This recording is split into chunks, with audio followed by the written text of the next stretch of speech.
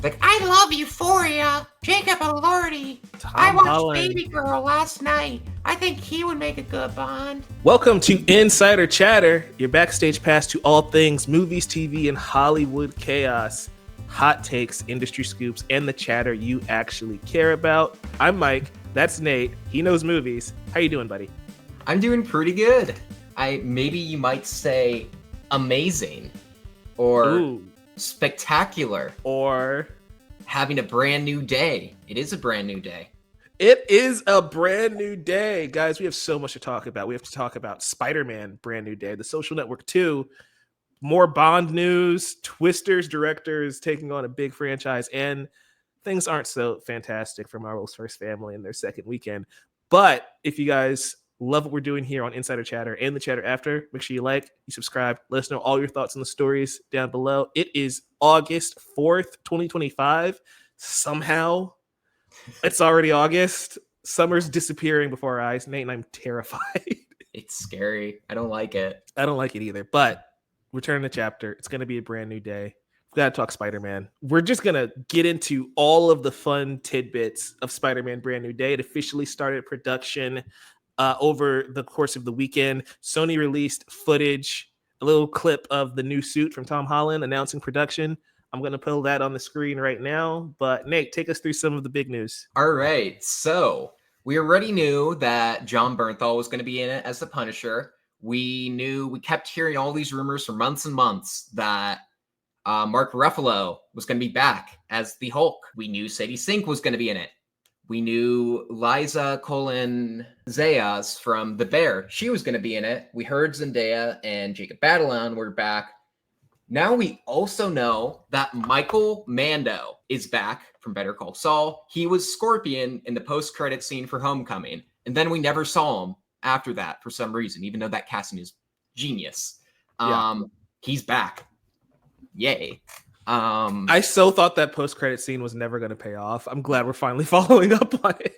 Yes. So that just going back to Homecoming for a second, is Michael Keaton still stuck in the Morbius universe? Is that canon now?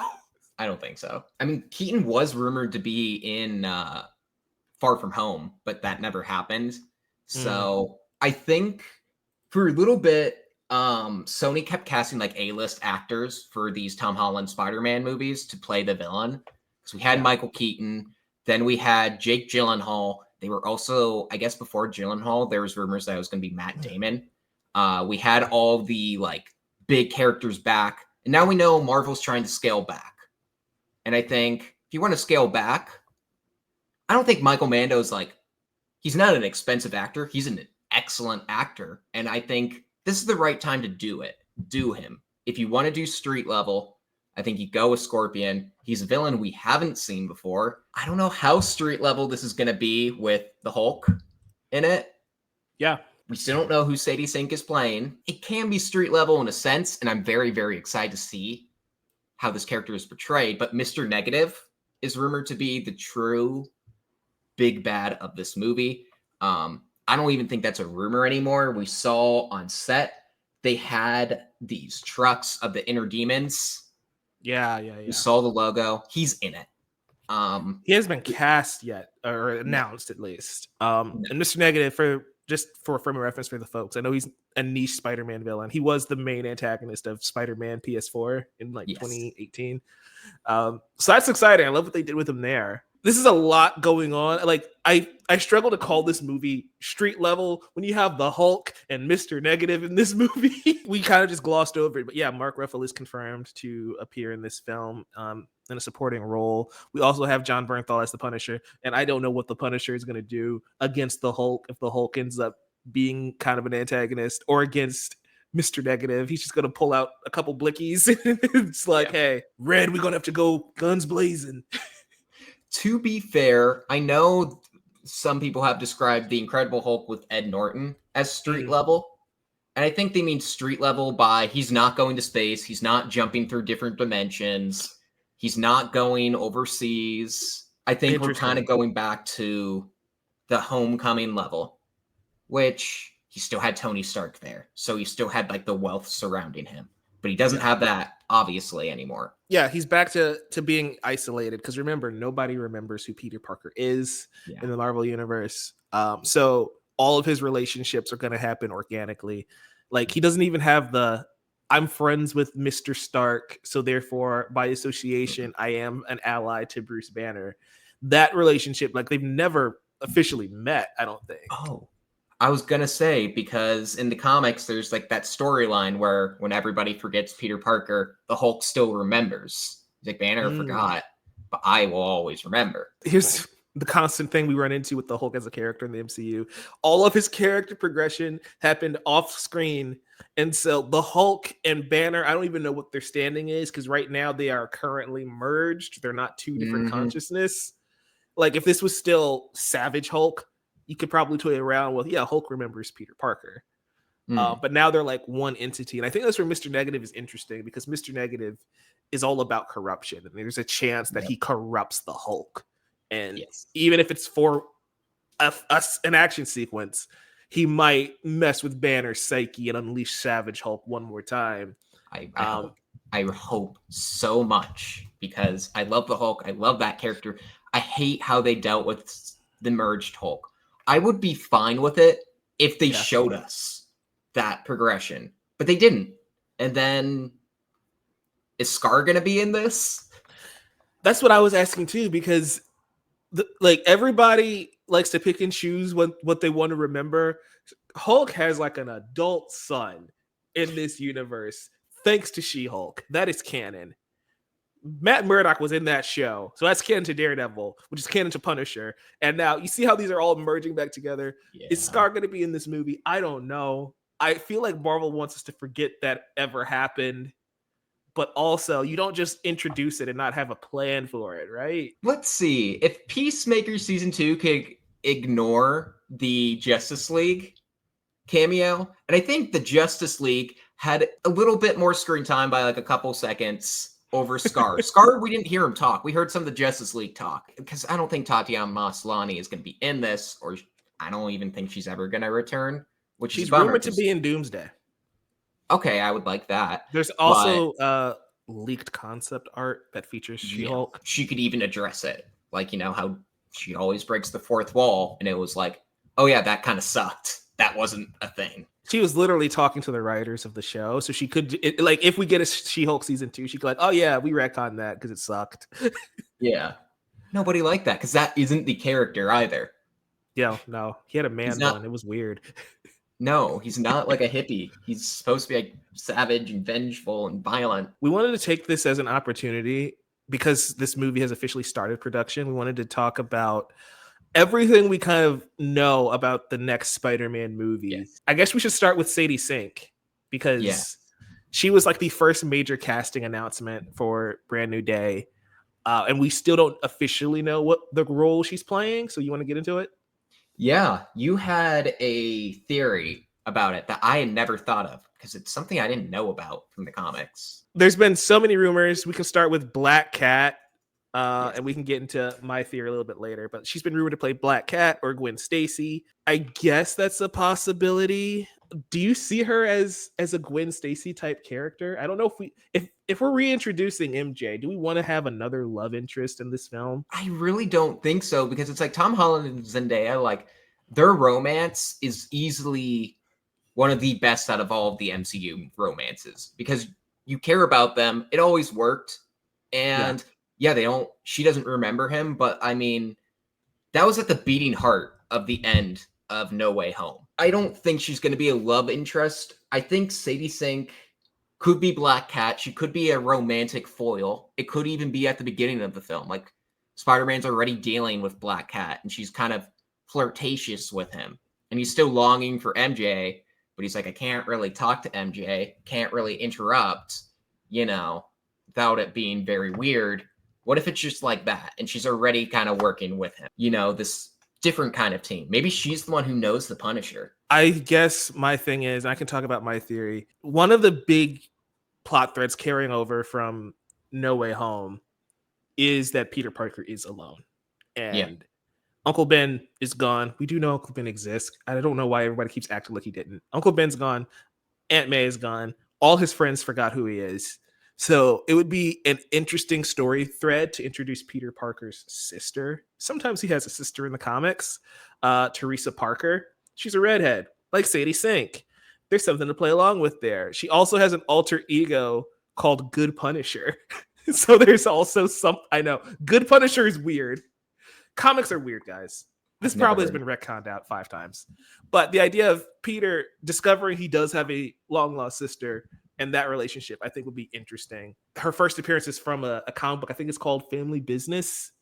Because in the comics, Peter's parents are former SHIELD agents. They get killed in battle.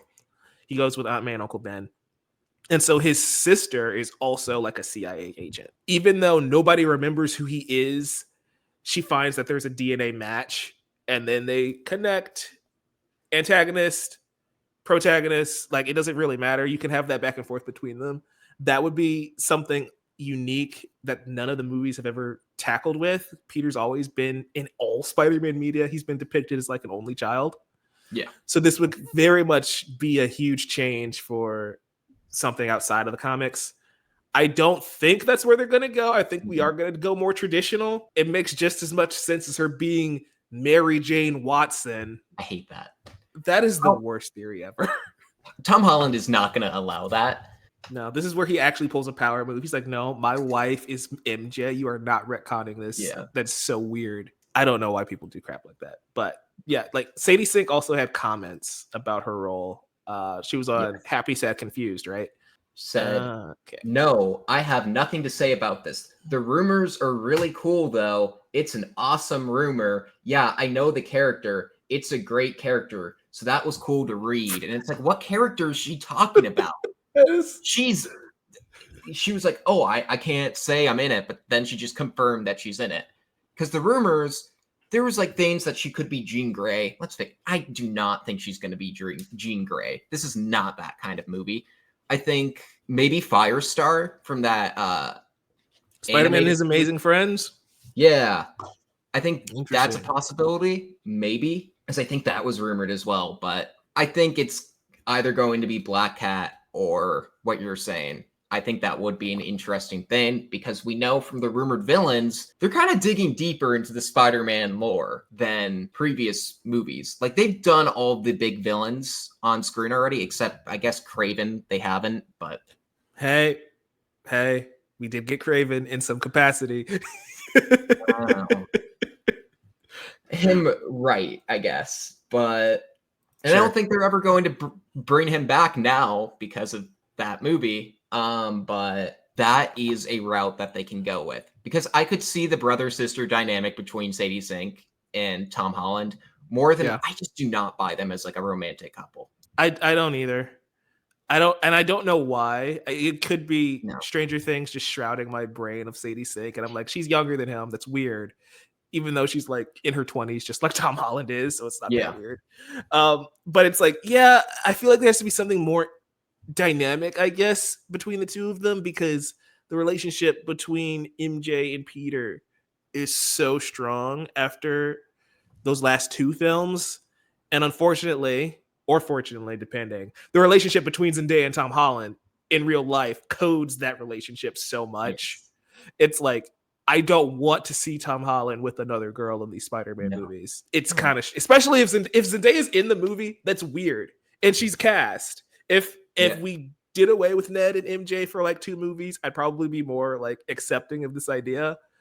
But yeah, the brother-sister dynamic thing would be funny. I wonder how these other characters tie together because one of the issues I've had with the Holland trilogy is the dependency of these other MCU characters.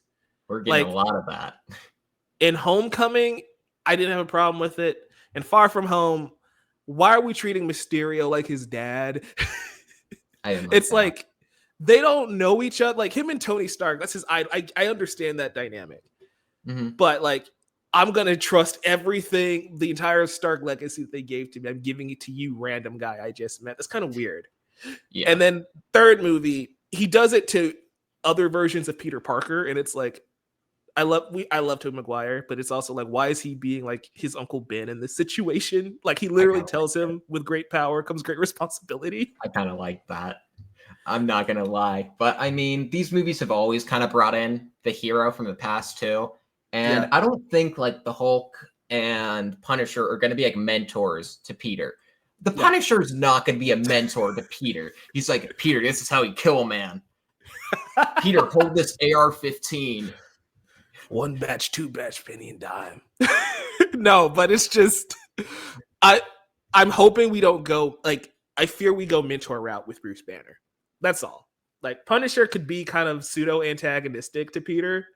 But I just don't want another Avenger coming in here like, hey, Peter, this is how you be a hero. It's like, Bruce, we don't see you do anything. You are not fit to teach right now.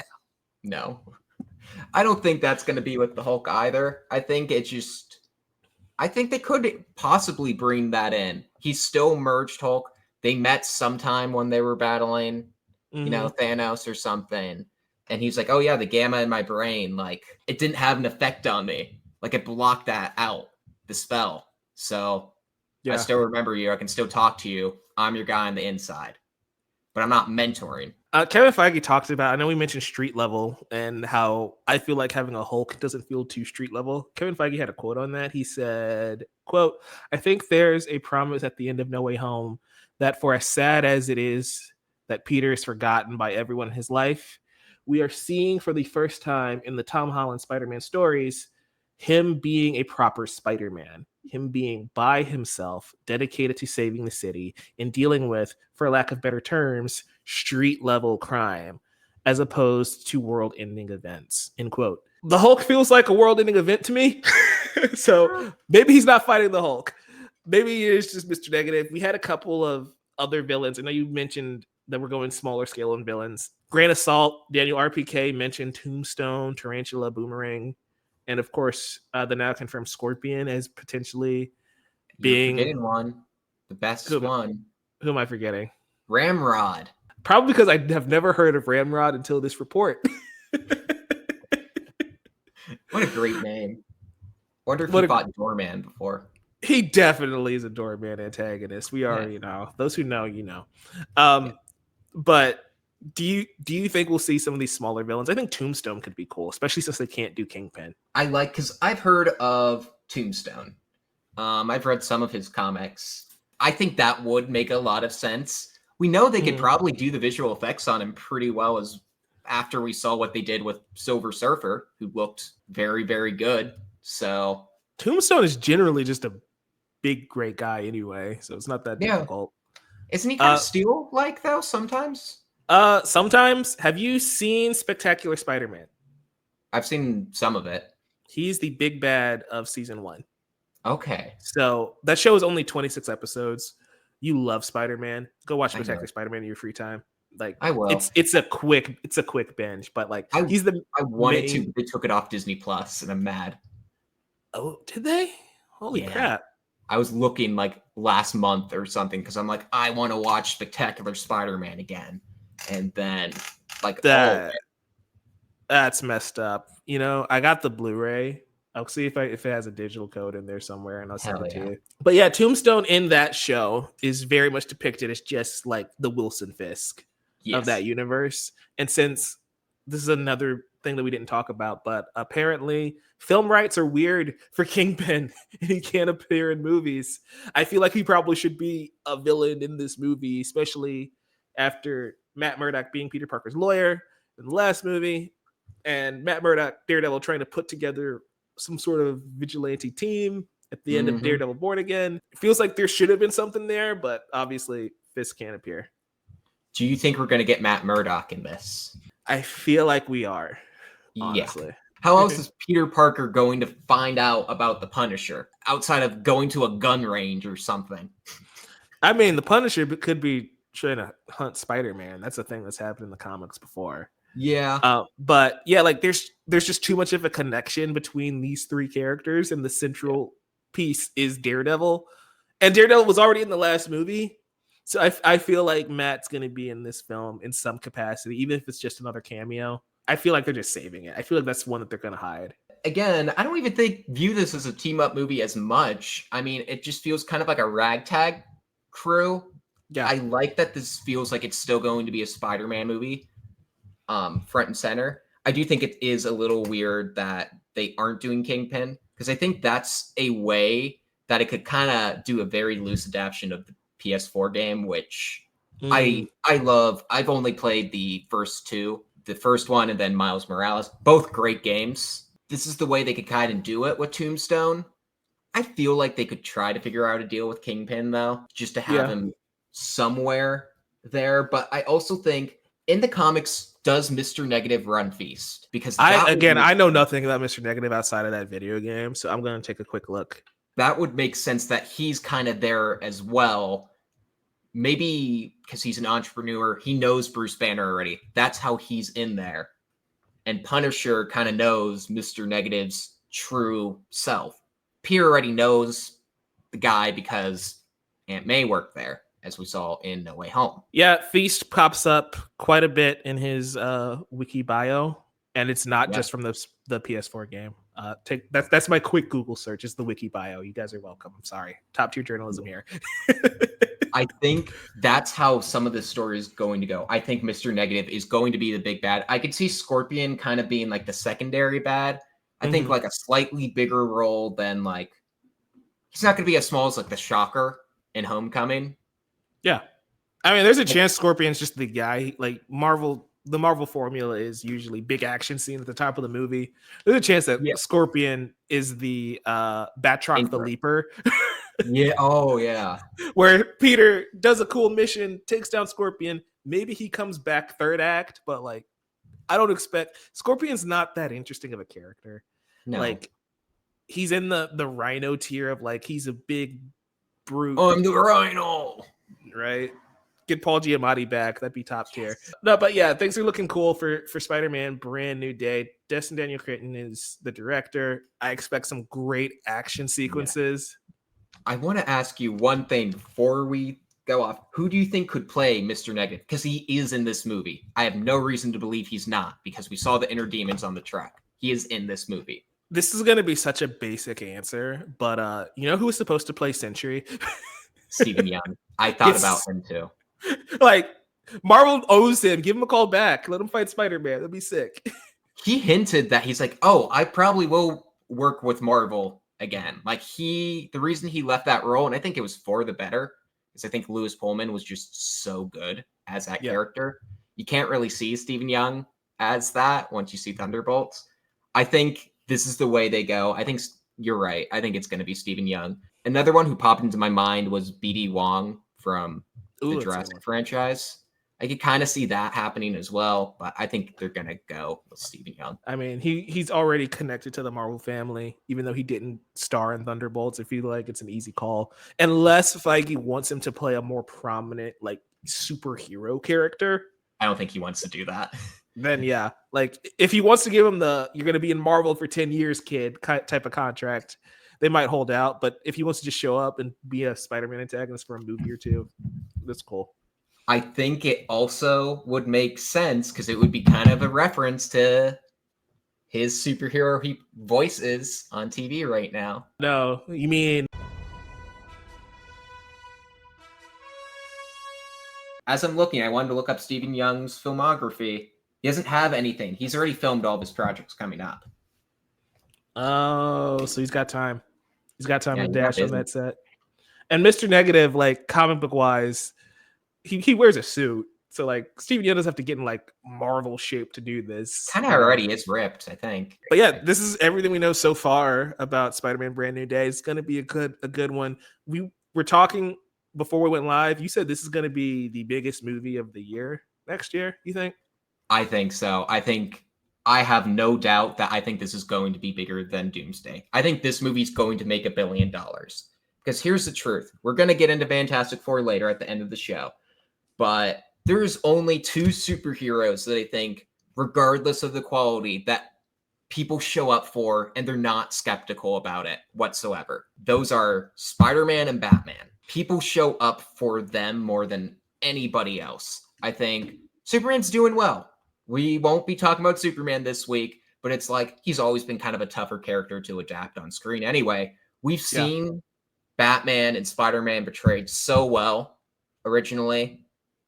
People trust them, and like they're icons of childhood as well. Like every kid grows up wanting to be Batman or Spider-Man. Well, I guess not Batman. They probably want to be Robin at that point. You see, that's exactly why Robin exists. That is so funny. But no, yeah, you're right. I think we'll talk about the Avengers once we get to Fantastic Four at the end of the show. But I have a lot of thoughts. I can't dismiss that Spider-Man, this video alone, that the Tom Holland costume reveal starting production video is already one of the most watched clips on the internet this year. And it's just him wearing a costume that looks vaguely different from the last one. Like it looks almost the same.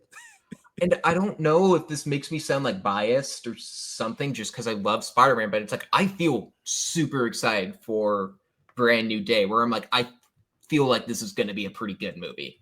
Versus Doomsday, I'm like, this seems like a mess. I don't think it's bias. I think it's there hasn't been a bad Spider-Man movie in a long time. I know we have our own complaints and issues.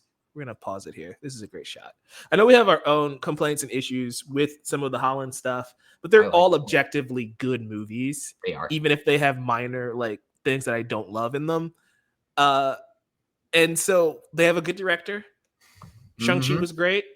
Yeah. This doesn't seem like it's dealing with the multiverse nonsense that we've come to not enjoy from Marvel. I'm glad that this is coming up before the Avengers now. Before it was so Spider-Man's just doing a random adventure while the rest of the Marvel universe is crumbling under the weight of multiverse nonsense.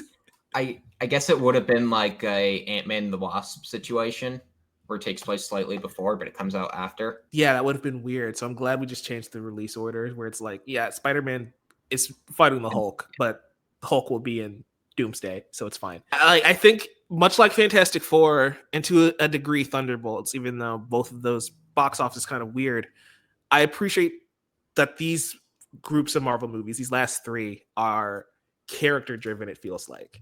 Yes. And that's the thing that's been the issue, is that Marvel has been event driven for so long that I just want a good story about this guy. Yes. This guy.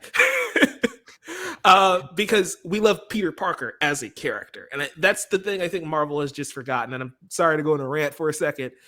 They have to make us like these characters. And they failed to do that for a very long time. We love Spider-Man because he's Spider-Man, not because he's a part of the Avengers. So this is going to make $2 billion probably, because it comes out, the only competition is the Odyssey. I think they dropped the same weekend. This is the Superman versus Fantastic Four next year, except it's just two Tom Holland movies, and they're completely different, but people are going to pit them against each other. Spider-Man Brand New Odyssey, is that what we're going to call it? It's going to be a good summer. Yeah. We've spent half our showtime on Spider-Man, though, so we got to get moving. Got to give Spidey his respect, though. He deserves it. Of course, he's amazing, spectacular, superior, all the adjectives that Stan Lee loves. Excelsior. Ultimate. We've got to move on, though. Somehow the Social Network 2 has returned. So we knew a couple weeks ago, we heard Social Network Part 2 is happening. It's not really a proper sequel. It's kind of like a spiritual sequel. David Fincher is not back. He's making a sequel to Once Upon a Time in Hollywood, which he did not make that first one. But you know what, Fincher, I love you. I'll always trust you. Instead, Aaron Sorkin, who wrote a phenomenal script, won an Oscar for writing the first Social Network. I hate saying the first one, but that's proper. He wrote the script, which I'm like, okay, cool. I think he's been a little bit down recently. Being the Ricardos, I thought was a disaster. And he also directed Being the Ricardos, which wasn't very good. They had a shout out at the end to J. Edgar Hoover as the hero of the movie. It's going to be about the 2020-2021 spread of misinformation that led to the January 6th insurrection in 2021. So now we know that these aren't confirmed, but they're being eyed, according to Deadline and Hollywood Reporter.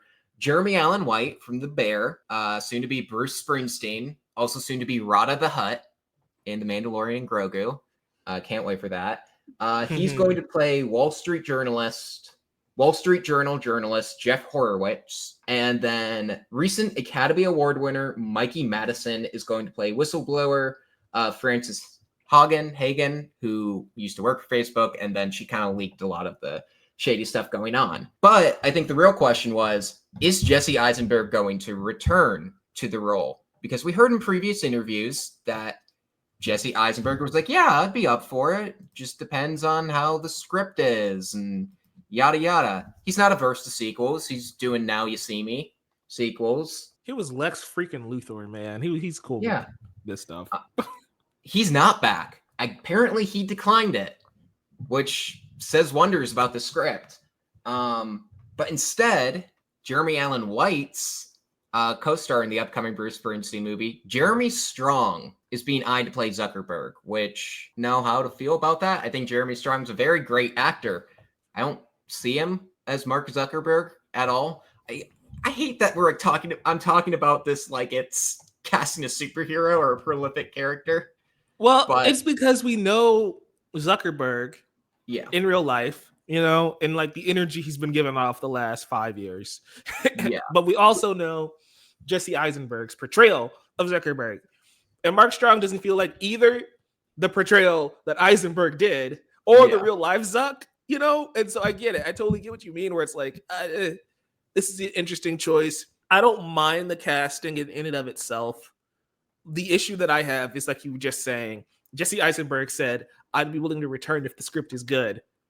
And now he's not returning. So is that either A, they didn't want him back, which is weird, or B, the script wasn't good. I wouldn't be. Sorkin, again, he is still one of the greatest screenwriters on the planet. He's a great playwright. He wrote so many great movies. He created The West Wing, which is one of the most celebrated shows of all time. He wrote The Social Network, A Few Good Men, co-wrote Moneyball. I actually really liked his directorial debut, Molly's Game. Mm-hmm. Steve Jobs is a extremely underrated movie. I think that movie's great. He's written a lot of good scripts. His last works have been Being the Ricardos and a op-ed in the New York Times about how Mitt Romney should replace Joe Biden as a Democratic nominee in the 2024 election. So that's kind of the state of his writing right now. I don't think it's very strong. I didn't like this movie, but Ari Aster's Eddington I thought was slamming everything, or like how South Park does it, which this isn't a comedy, or just anything. I just don't think Aaron Sorkin is the one to write this. They've stressed this isn't a Jan 6 movie. This is more just about Facebook's negative impact. So I guess I kind of wonder if this is going to be more like a movie I really liked, wasn't like great, but Dumb Money, the GameStop stock movie, which was like an ensemble movie about all of these people and how they're affected by it. I wonder if we're doing that with The Social Network Part 2. It's not going to be called The Social Network Part 2. It's going to be called something else. It'll probably have like Facebook in the title, like the Facebook Files, something. I don't know. Misinformation. The Misinformation Network. There. That just brings us back to who wants this then? Because like nobody. The Social Network is one of the best movies of the last 20 years. It is. And it's an incredible film. And if you're going to do a follow-up to it, that's risky in and of itself. But if you're going to go in a completely different direction, now it's like, just call it something else. You're right. Like you're basically making an entirely different type of property. And they said it's going to be a spiritual sequel. So we'll see. But obviously we knew it wasn't going to be like the return of Justin Timberlake, Sean Parker, because who thought of Napster in recent years? We knew Andrew Garfield wasn't going to be back. Andrew Garfield's working on another Silicon Valley movie that's actually putting together a better cast with Luca Guadagnino. He's playing Sam Altman. And then Ike Barinholtz has been cast as Elon Musk, which it's like, I don't like seeing Elon Musk in anything, but that's inspired casting compared to Jeremy Strong. He's worked with Sorkin time and time again. It just feels like Sorkin is like, Jeremy, I need you. He's like, got it, boss. This is a mess all around. Like, I maybe it's just because I'm tired of existing in the reality we live in. I don't need movies about Donald Trump, Elon Musk, or Mark Zuckerberg for the foreseeable future. This is something we do in 20 years, not right now. Yeah, I don't think people are going to see this. I think it's a very poor idea, unless you're bringing back Trent Reznor and Atticus Ross to do the score. Ooh, yeah. I'd be there for that, but Yeah, I don't think anyone really cares. And I don't think they're going to call it The Social Network Part 2 if it's not going to be Jesse Eisenberg, because people will then be confused. Especially because it took so long to make. It's not like, oh, we need to age up the character. No. He aged in real time, just like everyone else did. Yeah. So Eisenberg is like a month older than Zuckerberg is. That made sense. That would make sense. Jeremy Strong is like 7 years older than Zuckerberg, and he looks older. It'll be interesting to see how this movie moves along in the production cycle. Sorry for going on my rant. Your rant is welcome. That's what the show is for. Because we didn't even talk about it, but Jeremy Allen White and Mikey Madison are two of Hollywood's best talents right now. Yeah. So like this cast is good. Jeremy Strong is good, but this concept of the movie is what's weird. Like she's coming off of her first Oscar. Mm-hmm. Mikey Madison in this movie is a big deal. So maybe that gives us a little bit of hope, but overall, I'm still kind of on the fence about it. Yeah, because Mikey Madison has been really smart about picking her post-Nora projects. She turned down Star Wars from Sean Levy, and then she started attaching herself to a lot of like different indies from like foreign directors. And I'm like, this is an interesting post-Oscar. It's not like she's not striving to be like A-list. She's just trying to be like an indie darling still, which I found very interesting and respectable, because she could easily become like the biggest star on the planet if she wanted to. She could be the next Jennifer Lawrence or Brie Larson if she wanted to. I only use them as a comparison because they also won their Oscars around the same age Mikey Madison won hers. Just wait until James Gunn casts her as Zatanna. I mean, I'd be up for that, but at the same time, it's just a weird move. I kind of get why she would do it. Jeremy Allen White, I think, makes a little more sense with the kinds of movie roles he's choosing, especially We're Out of the Hut. That's going to be like the best thing ever. Peak. He's done a lot of like biopics already. He's in the Springsteen movie that's also with Jeremy Strong. So it's like he likes doing these biopics. The Iron Claw, which spectacular movie, inevitably at the end of the day, going to be a better movie than whatever this is from Aaron Sorkin. This is kind of familiar territory for him, and I kind of like it. He does these high profile kind of dramas, Oscar contenders. Yeah. So he makes sense too. I have no problem with either of them. They made my interest when they were announced. I'm like, I'm interested again. And then they announced Jeremy Strong, and I'm like, no, I'm not. That's been the ups and downs for the entirety of this movie's life cycle so far. Like, we just got announced the director. It's like up, down, down, all the way until we get a trailer, probably. We knew Fincher wasn't going to be back because Fincher's caught up with Netflix, making movies exclusively for them, which I wish he would do things for the theater, but you know what? He's still making movies that he wants to make. I've heard people being like, he's on the decline, and I'm like, yeah, I'm a little confused why he's going to do a Squid Game English language remake. Nobody wants that. But at the same time, we also got Mank, which I was mixed on, but very much a passion project. We got The Killer, which was excellent. He's doing the Cliff Booth movie. Like, he's not on the decline. He's just kind of stuck at Netflix. And I don't think he was remotely interested in returning for this. But moving on to our next topic, we've got to talk about Bond, James Bond. Yes. Got a writer announced. We have Steven Knight set to pen the next Bond movie. You know, after this is coming from Deadline, after securing Denis Villeneuve for Bond 26, Amazon and MGM hired Steven Knight to pen the script. He's best known for Peaky Blinders, which is getting a film adaptation very, very soon. What are your thoughts on Steven Knight taking on Bond with Denis Villeneuve as director? Steven Knight is like one of the most prolific writers in the UK, so I don't think it's like that shocking that he's writing this. Yeah. I think he's written some great stuff, but it always depends on the filmmakers that he kind of works with, because he's written some duds as well. The McConaughey-Anne Hathaway reunion movie, Serenity. If you don't remember that movie, watch it, because yes, it's bad, but it's one of the most entertainingly bad movies you'll ever see. Then he did that the Netflix show with the big budget, All the Light We Cannot See, which on paper should have been a big hit, but it was made by Sean Levy. Yeah.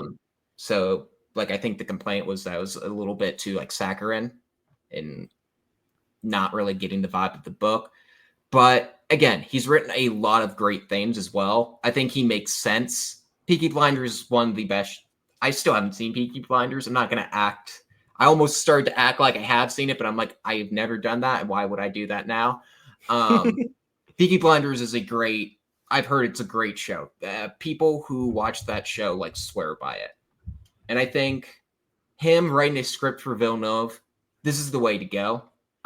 Because when he works with a good director, that's when you get something good from him. Yeah, I'm right there with you. I haven't seen all of Peaky Blinders, but it is a very, very excellent show from the episodes I have seen.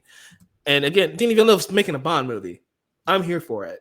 Yeah. I just wonder, and we kicked this around, the idea of who's playing Bond. I really am interested to see if any of those names on the short list actually take the role, because Tom Holland, going back to Spider-Man for a second, Tom Holland actually talked about this earlier. And he was like, I have been blessed with the career that I've been given. It's one of the best anyone could ever ask for. However, I do want to take another break from acting in a couple of years. So he doesn't want to commit to another big franchise after Spider-Man. Pedro Pascal could probably take a couple notes from our boy Tom Holland. Because Tom was like saying, Pedro, I'm like, he's not British. I don't care if Bond is British. I do. We've had Brits playing Superman and Spider-Man. I don't give a crap about that. That's something I just don't care about. I'm sorry. I'll never care about that. But Tom Holland saying that he doesn't want to do it. He's like, every British actor dreams about playing it, but I don't know. Leads me to believe that he's probably already out of the running. And so I wonder what the angle is going to be for this movie, because I love the writer. I love the director. We just need that last piece going forward. I wanted to say, because we brought it up in one of our chats, where initially it's like, Steven Knight's worked with Tom Hardy before. And then initially, like, Tom Hardy's too old. But then when you're like, he's like 10 years younger than Daniel Craig. Yeah, he's 47. Like, you know what? If you want to do an older Bond, like, just do a one-off. Now I'm kind of on board for that. Tom Hardy works for me because if James Bond is the best spy in the world, I feel like he has to have been doing that for a while. You know, like somebody who's been a spy since for 7 years and they're the greatest of all time is kind of strange to me. And so having a seasoned Bond makes sense. Tom Hardy, like, he can do this for another 10 years and do a trilogy of movies, and he'd end around Daniel Craig's age. Not too bad. Daniel Craig's Bond, if you remember, started out as a rookie in Casino Royale. Yeah. That was the thing. We've already seen a young Bond. That's not something new at all. Nope. Unless Casino Royale is one of the best movies too. Yep, it is. Unless you want to do kind of like the Batman style, where it's like year 2, year 3. Yeah, that's fair. Of him on the field, which I could see them doing that. But Lordy, Holland, and Dickinson wouldn't fit that. They would not be believable on that. Do we want a rookie Bond or like a year 2 Bond though? Because I think you get someone in their 30s, like mid 30s, is what you go with. Some of these action movies are like power fantasy, and it's like one of the weird criticisms about the Batman was Batman wasn't very good at being Batman some of the time, and people want Bat God. I don't like Bat God. I kind of like that he struggles throughout the story sometime, but do we bring that to Bond? Do people want him to be the super spy? Do they want him to like struggle throughout the film? That's the direction that they'd have to figure out in the script phase. So Steven Knight, let us know what you're doing. Yeah. I trust Steven Knight though a lot for this. The team of him and Villeneuve, I'm like, I kind of feel a lot more confident now, because Villeneuve being back, I was like, oh my God, we're in for the best one. And then that leak list, which there's been, like, I've heard from like some major trades that list is not true at all. I would hope it's not, because it sounds like a Twitter list. Like, I love Euphoria. Jacob Elordi. I watched Baby Girl last night. I think he would make a good Bond. We're not coming for you, Twitter. I'm sorry. I No, but yeah, you're right. Like, I doubt that list is true. And Tom Holland seemingly took himself out of the running already. So it's already fallen apart. Good for him. Keep playing Spider-Man, because they can't do Miles Morales in the movies, apparently. So we're stuck with Peter Parker for the foreseeable future. Yeah. So Tom, take all the breaks you need, man. You're going to be wearing that costume for another 10 years. Okay, so this was a report from Collider, actually. Celine Song, the writer and director behind Past Lives, Oscar nominated for that movie, and she just did The Materialists. She is going to pen My Best Friend's Wedding 2 for Sony. She's not directing it, as far as we know. She's just writing it right now. But I mean, I kind of feel like she is going to direct it, because if you have her writing it, this feels like a Greta Gerwig when she was initially announced to be writing Barbie. I've heard people be like, she's absolutely not directing this. I kind of think she is, especially when we hear high profile, like, writer directors writing something, they inevitably direct it. This is interesting. This has been kind of rumored for a bit. Dermot Mulroney, he was at a recent like press thing, and he was like, "Oh yeah, this is happening. Like Sony's asking all of us, about our schedules and signing contracts and everything. So we think it's happening." Julia Roberts, who has never done a sequel besides The Oceans, which we'll go back to that too. She rarely does a sequel, and she was asked like a few years ago, like, if you had to do a sequel to any of your movies, she said, "I want to do My Best Friend's Wedding too." Cameron Diaz is back also, not like she's back acting. I will say she had she like temporarily retired, turned out to be a hiatus. She's active again. I think. I don't know how I feel about this, because it's like, what more can you tell with the story? I really don't want to see like Julia Roberts's, character finally find a man, because that was the original ending of this movie. And then test screenings were like, no, she was wrong. You need to let her just accept it. The way that you do this is to have her like already married. I had a plot in my mind for a long time. I do not write fan fiction, but I had an idea for this movie when I first watched it. And I'm like, this is what you do, okay? She's already married. She has cut all contact with Cameron Diaz and Dermot Mulroney's characters. And then their kids fall in love. And that's how they clash. That's what the sequel is going to be. I think it sounds generic, yes, but that's Little how Romeo, most of these... Little Juliet. This is how these legacy sequels work. That would just make the most sense, because what else are you going to do with this? Celine Song, great writer, though. I would trust her with this because, again, she's very consistent. It is interesting because, like, Materialist was marketed as, like, a rom-com, and the trailers for that movie were horrible. The movie was much better than the trailers because it took itself a lot more seriously. I'm sure this will turn out fine, but it's just a little weird. It's a little weird, but like you were just saying, anything that Celine Song makes, I'm gonna be there. The cast for the first one was already great. If we can get them back for 2, I'm here for it. It's just one that I didn't expect. I didn't expect to wake up one day and see news that Celine Song is writing My Best Friend's Wedding 2, but not directing. She's gonna direct this thing. Like, she is. Let's stop with the lies here. We know this. But yeah, like, it's interesting. It's one of those things where we need to see what the cast looks like, what the pitch is going to be. I trust Celine to write something unique. It's not just going to be your regular generic, like, we're getting the gang back together type of sequel. I believe that there's going to be some substance to it. So I'm down. Let's go for it, man. Yeah. I'm up for it. I kind of figured they were always going to make a sequel to this because they're running out of things to make legacy sequels to. They've done horror, they've done the action, they've done, so much different things. Now we need to start doing the legacy sequel for chick flicks. We're getting it with Devil Wears Prada 2, which we've seen all those set photos. I'm pretty hopeful for that one. Shout out to everybody on the set of Devil Wears Prada 2, by the way. People who are like, that's my favorite meme so far. I think this makes sense that they're doing it. It's not shocking. It's just like, okay. But if Celine Song is directing it as well, I think that means she has like a brilliant idea for this. Nate, you were just talking about we're running out of legacy sequels. What are your thoughts on legacy prequels? Monsters University. Slept on.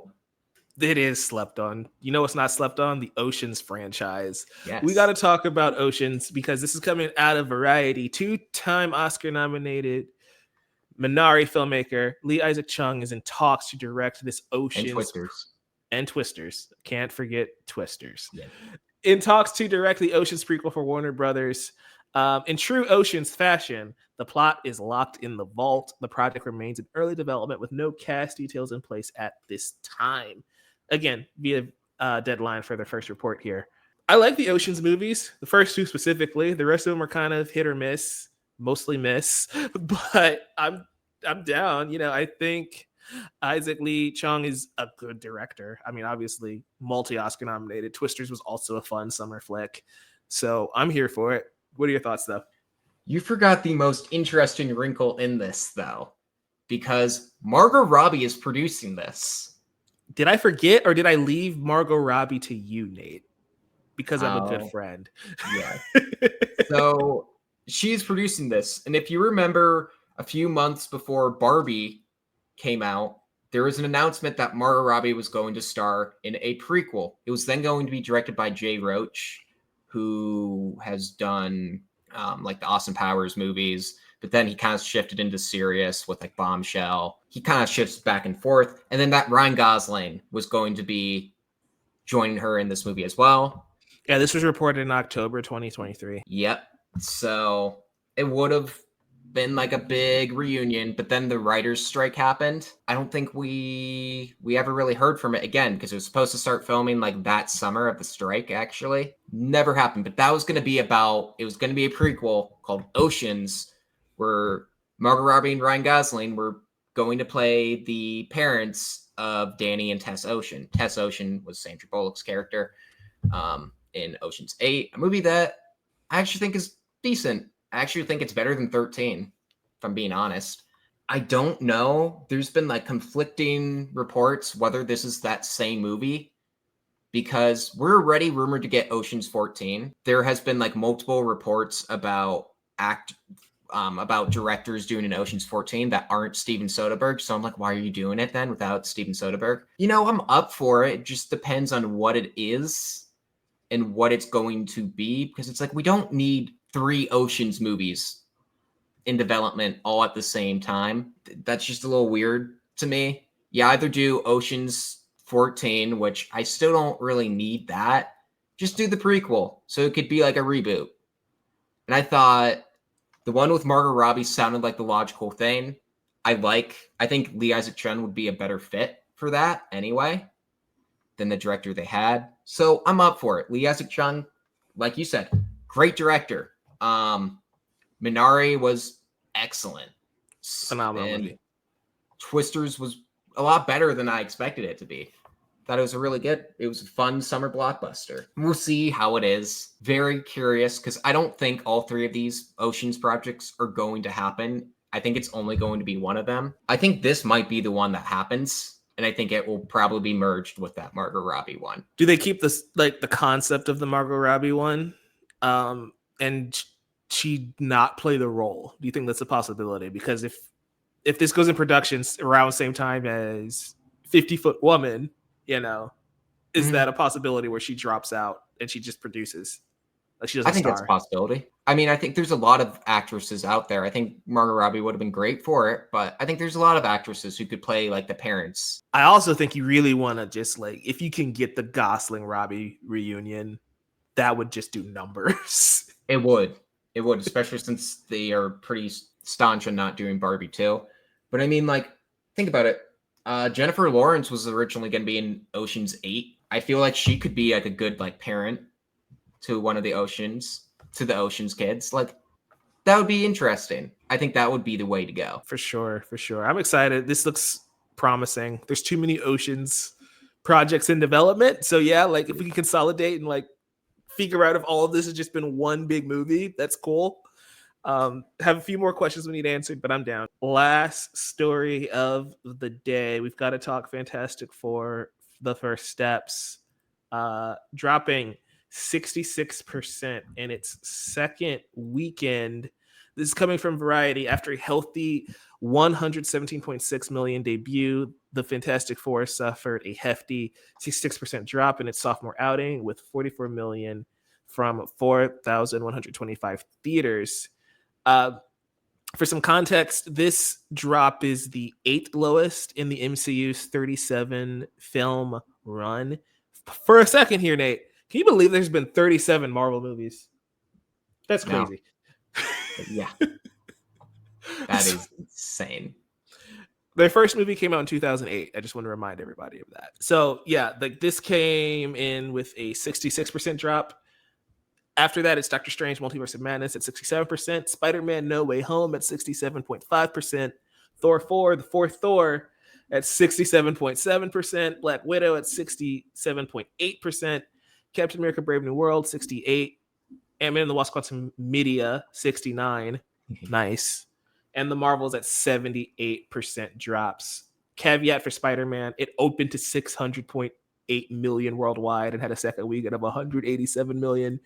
So that drop doesn't really matter. But are you concerned, Nate, that this dropped 66% in weekend 2? It's a little surprising because, especially since Superman has proved to have like stronger legs. I know I said I'm sick of talking about Superman, but I mean, well, Superman for context, Superman did have like a 52% drop in its second weekend. But that's common for a superhero movie. Yeah, like, I'm saying like that's still like 14% less than what just happened to Fantastic Four. So it's still relevant for the conversation. Yeah. But the fact that that had this stronger legs and it's continuing to do fine, I feel like it's kind of staying in the cultural conversation more.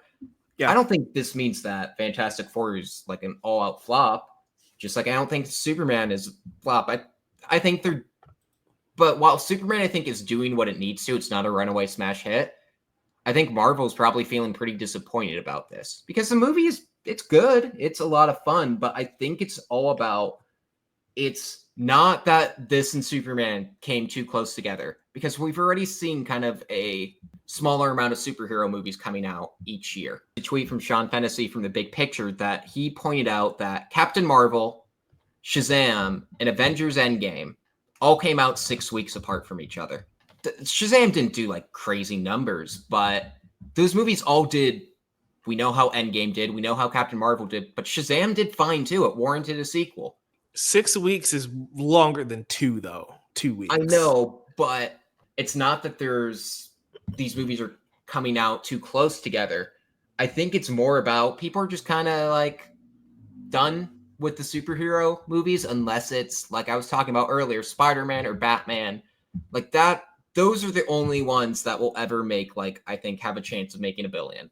I don't think Doomsday is going to make $1 billion at this point if people aren't interested in Fantastic Four. I think it's not that people are over superhero movies necessarily, because Superman is doing fairly okay, all things considered. I think it's really just coming down to the Marvel brand itself has taken a massive hit. Yeah. Because going back to the sheet I had here, right, of the lowest Marvel movies in their second weekend, Multiverse of Madness, Thor Love and Thunder, Brave New World, The Marvels, Ant-Man and the Wasp Quantumania. Those are very recent movies, but they're also mostly poorly received movies. Yeah. You know, like Doctor Strange is divisive. It's probably the best movie in this list. No Way Home is. We're not counting that though. Remember, for all intents and purposes, it doesn't really. It's on this list, but it doesn't need to be here because, like, it's second weekend. I'm pretty sure it's still bigger than most of these movies' first weekend, even though it had a big drop. That movie made 188 million opening weekend. It nearly made 200 million. Yeah, domestic. But yeah, so these movies were bad, and I think after you get Quantumania, The Marvels, Love and Thunder, Brave New World, you know, and I know Black Widow and Doctor Strange are kind of 50-50, but you get those other like 4 bad movies. I think people just they're burnt out. Yeah, these movies used to be runaway hits, and since they've had some stinkers, people are just gonna wait for Disney Plus. Because like The Marvels, even though it's a box office flop, it did get better reception when it went to Disney Plus, and people watched it on Disney Plus and they enjoyed it. And sure, that's fine. But like, I do think we're at that stage where people are just going to wait for these. And I think Superman, I know we said we weren't going to talk tons of Superman today. Superman, this is the first year since 2008 where a DC movie has made more than a Marvel movie.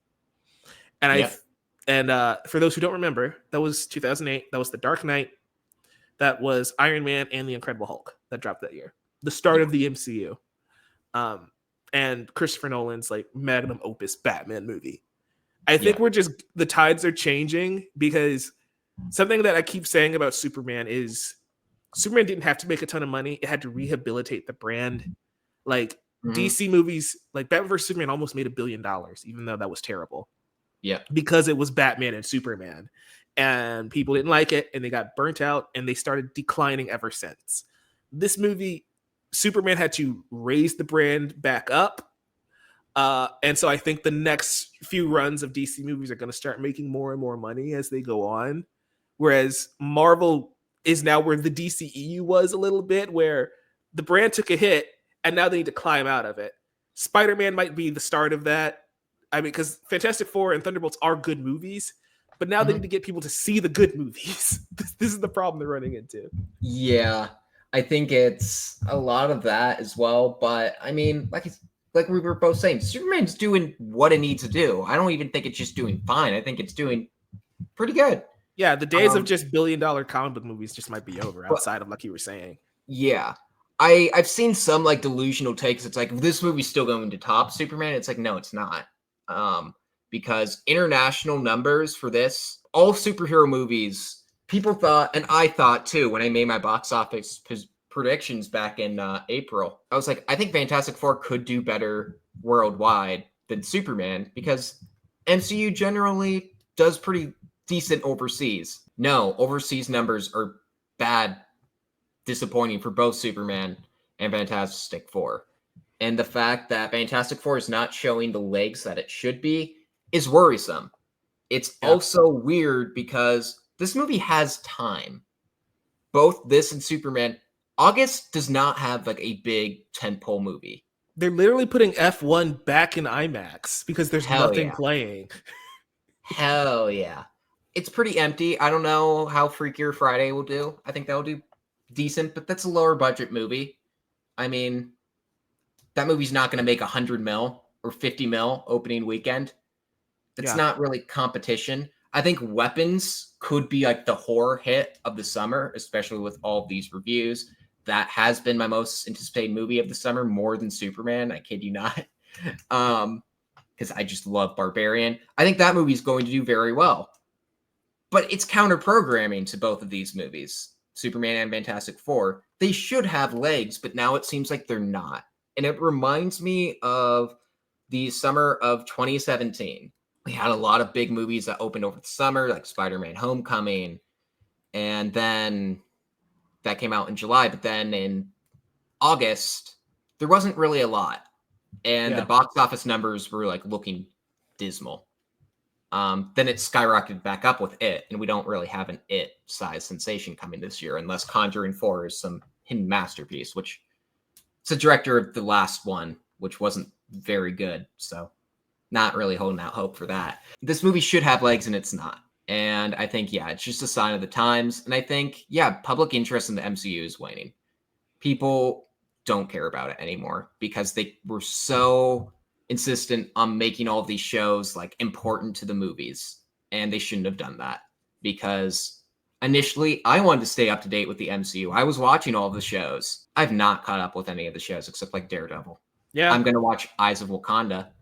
I'm excited to watch that, but that's not really fully connected.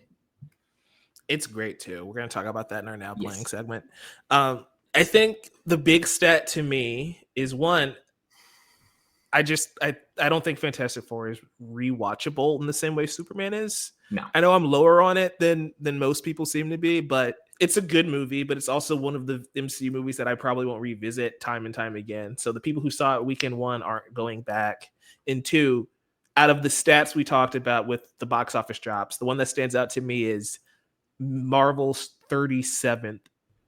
I think we've just reached the point where these aren't special anymore. These are event films, right? But if it's something that's never gone, like if you don't miss it, it's not an event. And I think the shows, I'm not even complaining about their quality, but Marvel has been in your face every couple months for the last decade now.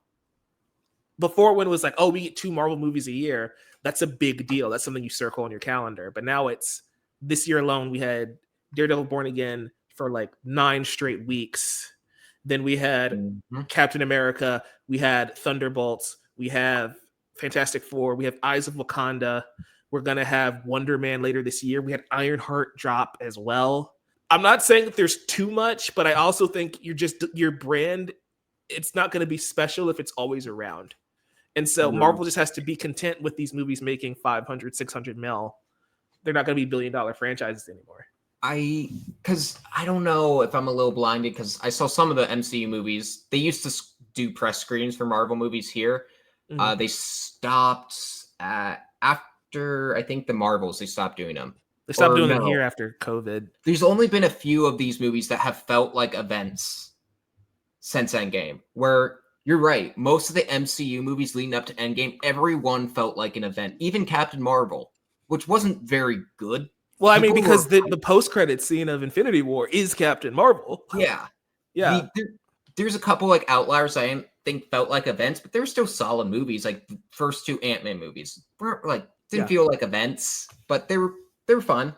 Well, every Marvel movie felt like an event because you got only 3 Marvel projects a year. Yep. Like outside of like Agents of S.H.I.E.L.D., you didn't have really MCU projects outside of like 2 to 3 movies a year. And I think I named like 6 already for this year. And that just hurts the brand, I think.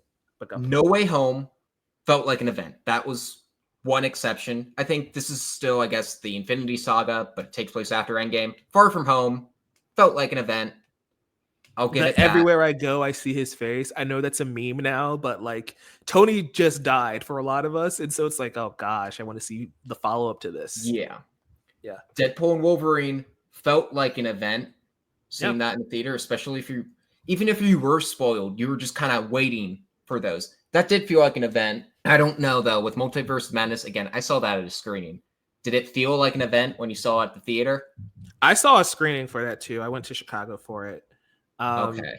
So I don't really know. I know Wanda has her stands, and I know that that movie opened big, but I feel like it's weird because I know I complain about the multiverse stuff a lot, but when the movie's called Multiverse of Madness, I feel like that should have been Deadpool and Wolverine, right? Where we're seeing different characters come back from the Foxverse and from the Sonyverse, and like we're seeing the multiverse in these different Earths type of deal.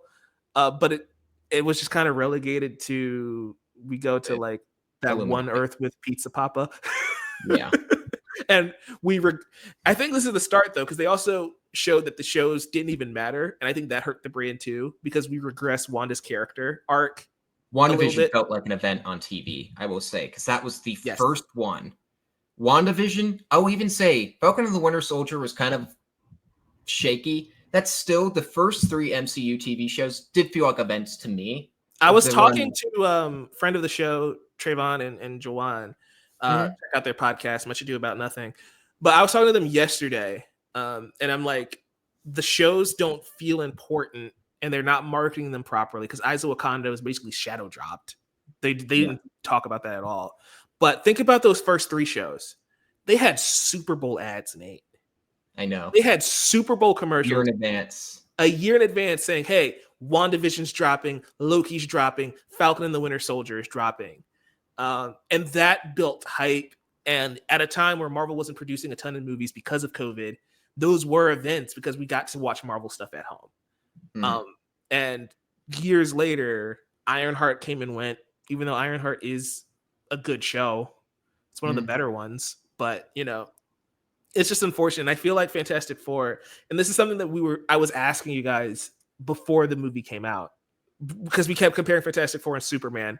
I just don't know if the brand recognition for Fantastic Four is there enough for this to have felt like must-see Marvel movie, you know? Like, they're bigger than the Thunderbolts, obviously, but it's also like, we've never had a good Fantastic Four movie. At least people know Superman. And I feel like Fantastic Four, it's kind of being proven right, where the Marvel fans, the people who really wanted to see it, saw it opening weekend, but the rest of the audience just still didn't really care. They're going to show up for Spider-Man. I think they're going to show up for Doomsday because it is an Avengers logo. It'll make money, but I don't think it's going to be $1 billion anymore. I think it'll be $1 billion. I don't think it'll be $2 billion. The last 2 Avengers movies were making $2 billion. I will say though, I hate comparing these two again, but Superman going into the theater, that felt like an event because everyone was so curious of what it will be. Kind of like Barbie was. Barbie, I think, is a superior movie to Superman, but it's like we talked about so many times before, we didn't really fully know what the plot of that movie was. And then when we saw it, it's like, oh, that felt like an event. Versus Fantastic Four, like I felt my excitement ramp up the closer I got to going to see it, hearing all the reviews and everything. I'm like, is this going to feel like an event again? Is it going to feel like an event? And like the energy in the theater before the movie started, like it felt like an event, but then the movie started and it was just like a usual crowded movie theater. It feels like a really good blockbuster movie, but it doesn't have the cultural impact that previous Marvel movies used to have. Because like every Marvel movie that used to come out in like phase 1 through 3 was the movie of the summer. Yeah. Except for clearly 2008, that was The Dark Knight. But like every movie since, like Guardians of the Galaxy, I was talking to my friends about that all the time when that movie dropped. And I feel like Superman is the definitive movie of the summer, where even after Fantastic Four, I'm still seeing tweets and TikToks and discussion about Superman and DC, and it really does feel like they kind of just swapped places at this point, where Marvel needs to rehabilitate their brand and DC's kind of on fire, which is weird to say because, again, they've made one movie, but it feels like 2008 all over again, where it's like, yeah, DC might turn the corner and they might become the big deal in the next couple of years, like Marvel did in 2008. MCU did have Iron Man in 2008. That was a big deal too, like when everybody was seeing that. And that felt like an event. Yeah, that one also came out of nowhere. I don't think anybody expected it to be as well received as it was. Yeah. And it built steam. We're going to talk about Doomsday. I don't know if this is helping Doomsday build steam. No. And we keep talking about Doomsday because even though Spider-Man, we all agree, is going to make a crap ton of money, Disney doesn't get that money. Sony gets that money. So the next like major Marvel Studios movie is Avengers. And I'm not saying I want this, but like at this point, if Sony decided for Spider-Man 5 with Tom Holland, if they just don't do any of the MCU connections, do you think it would still Tom Holland though? Do you think it would still be a huge hit? I think it'd be a hit. It depends on the villain at that point though, because since you're not relying on Punisher and like the Hulk being in the trailer and on the poster, like that's going to automatically get people interested. Spider-Man's enough to get people interested, but now you're going to have to lean into a Green Goblin, a Doc Ock, who's another villain that they haven't actually used yet that would still draw like major Venom. Venom could work. Yeah. It wouldn't be Tom Hardy, I assume. I mean, it could be. I think it would be Tom Hardy. And like that would be like I think the only way. But I think there's a chance Spider-Man could do well on its own, and it's bizarre that even Sony kind of learned their lesson. They're like, okay, yeah, we're not doing the Sonyverse anymore. Which is crazy because Venom made a ton of money. And like we keep saying, all of these movies, the general audience doesn't think Marvel DC, even though they're smart enough to know that they are two different companies. Mm-hmm. I think they just see superhero movies and they're like, they all suck because you get a Madam Web, you get the Marvels, you get Thor: Love and Thunder, you get Craven, you get Morbius, and then you get the Flash, and Joker.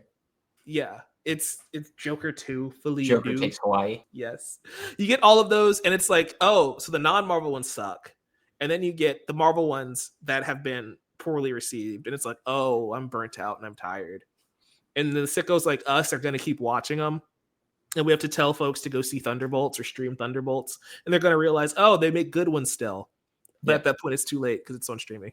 Fantastic Four is not an outright bomb. It's still going to be the biggest Marvel movie of the year. But this weekend, it is a bigger drop than anticipated. It was projected for a 57 to 60% drop. It would have been fine. Yeah, but it landed at 66%. Which is concerning, especially going into a month that's virtually free of competition. It is what it is. We'll see what happens next year. So now playing for you guys to check out in theaters and on TV, we have The Bad Guys 2, which I like The Bad Guys 1. Haven't seen this one yet. Nate, you like the first one as well, right? Yep. Yeah. So we have no thoughts to share. I heard this one's good. It's got an A cinema score. Yeah. So people are loving it. So check that one out if you're looking for an animated movie to see. First one. Right. And then we have The Naked Gun. I haven't seen this one yet, but tell us your thoughts on it, Nate. I am not like a veteran fan of The Naked Gun. I literally watched all 3 of the movies the day before I went to the press screening for this. Oh. They're all very funny. This is the reboot legacy sequel with Liam Neeson as the son of Frank Drebin, who Frank Drebin was played by Leslie Nielsen in the original. This has Pamela Anderson as well, Paul Walter Hauser, and it's directed by Akiva Schaffer from The Lonely Island. Seth MacFarlane produced it. The trailers are hilarious, and I think this movie's hilarious. It is a tried and true comedy. There's never like a serious moment. It's just only like 85 minutes, and it's all laughs, and most of the jokes work. And it's the kind of comedy that I think we need more of. Has an A- on CinemaScore, which is hard to get for a comedy. Comedy performs a lot like horror on CinemaScore, where it's like a B+ would be decent, but an A- is good. Akiva Schaffer, who I really love his work on The Lonely Island, but a lot of his movies have tended to underperform no matter how good they are. Hot Rod and Pop Star are movies that I love, especially Hot Rod, but they bombed. Yeah. The fact this movie's doing well means good for comedy. I want more comedies in the theater, and this movie is hilarious, and I will never look at a snowman the same way again. I will not elaborate. Okay. I'm excited to check this one out. Hopefully I see it later this week. The next movie on the list to talk about is Together. I know our buddy Garrett loved the marketing campaign for this movie. Yeah. So I saw this movie back in March at South by Southwest. A friend of mine, Nick Rodriguez, he went to the midnight showing at South by, and then I almost went, decided not to because it would be too late. Last day of screens for me, he was like, I want to see this again just to see your reaction. So I'm like, okay, I was already interested. I want to see how this is going to be. This movie starts and I'm like, I do not know. Because if you are not like cool with like animals being part of horror, the first like 10 minutes will turn you off, because it turned me off. Oh, but then this movie elevates into something really special. And the fact that it was able to win me over after all of that. I think I was telling you about this before. Like, it won me over after really turning me off at the beginning and having an incredible ending scene, which I've heard people complain about the ending. And I'm like, I thought the ending was spectacular. It is maybe my favorite ending of any movie this year. Ooh. Like, it's not my favorite movie of the year, but that ending is impeccable. It is incredible. It's really good. It is not as gross out body horror as you think. It's still pretty gross, but it's actually pretty freaky. It's not, I think people hear body horror now, and because The Substance was such a big deal, it's like, oh, is this like The Substance? It's not like The Substance. Okay. This one's more body horror, but it plays itself more like traditional horror than compared to The Substance, was very much a satire. It wasn't like scary. It was one of the best movies of last year, but used body horror to tell the satirical story. This is pure horror, and it's very good, and I cannot wait to see what the director Michael Shanks does next. Dave Franco and Alison Brie are just so great together in this. I think it helps that they're married, but they bring like their dynamic into it, and it's different than what you think from a horror movie about like a marriage, because you think it's going to be like a toxic, and that's not what it is, and it's interesting. Oh, that's fascinating. Yeah, because the trailers were good. I don't know if they sell the idea enough. Hearing you describe it definitely has me way more intrigued than the first couple trailers did. The marketing campaign for this has also just been very bizarre. And they're trying to long legs it because it's neon as well. Yeah. I know we spent a good chunk of the show talking about the ups and downs of the Marvel Cinematic Universe. Last thing on the list here is Eyes of Wakanda, now streaming on Disney+. This show rocks. I am halfway through.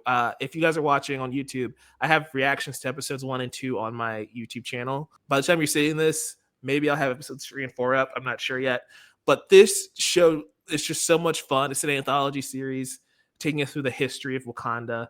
We're following a group of spies essentially for Wakanda, and they are going out into the world to recover some vibranium artifacts and bring them back. And it's just a fun adventure. Each episode, different time period. The animation style is beautiful. Ryan Coogler is executive producer, and it still very much feels at home with the Black Panther that we know and love from the Marvel Cinematic Universe. So can't recommend this enough. I hate that Disney kind of buried this show. You guys need to watch it.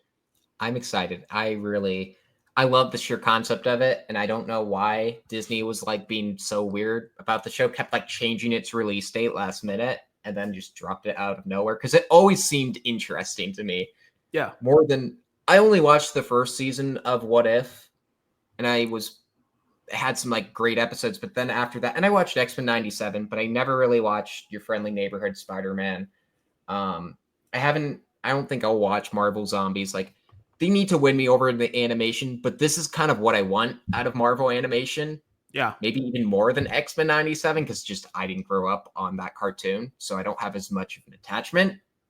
No nostalgia for it. I mean, I love the show, that final show, but like when they announced they wanted to get into animation, this is what I wanted. So I'm definitely going to watch it because I think the animation looks cool too. Because it looks so much better than What If ever did. And it's like X-Men 97 is a beautiful show, but it does have to look like X-Men from the 90s. Yeah. Whereas this is just doing its own thing. It's kind of giving Arcane vibes. The animation's fluid. The fight scenes are great.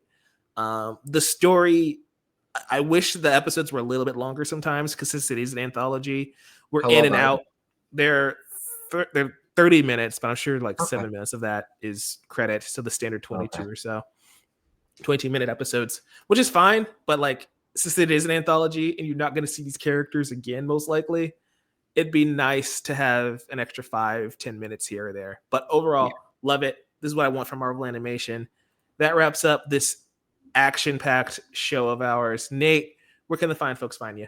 You can find me across most social media platforms at Nate Knows Movies. That includes Twitter, not going to call it by the other name. Or you could find me on Instagram at NateRichard98, or on Threads also, NateRichard98. Blue Sky, Nate Knows Movies. Or you can find me on Letterboxd. It's also just Nate Richard because I'm a patron. So I think you can just look up my name and it will pop up. You know it's me. So yeah. Epic. You guys can find me at Novice Cinephile everywhere. The Novice Cinephile on Instagram and Threads. Make sure you stay tuned to the TikTok, to the YouTube feed here on the Chatter After. Stay tuned on the podcast feeds as well for the Chatter After and Insider Chatter so you can take us with you on the go. And until next week, guys, keep watching movies. Nice.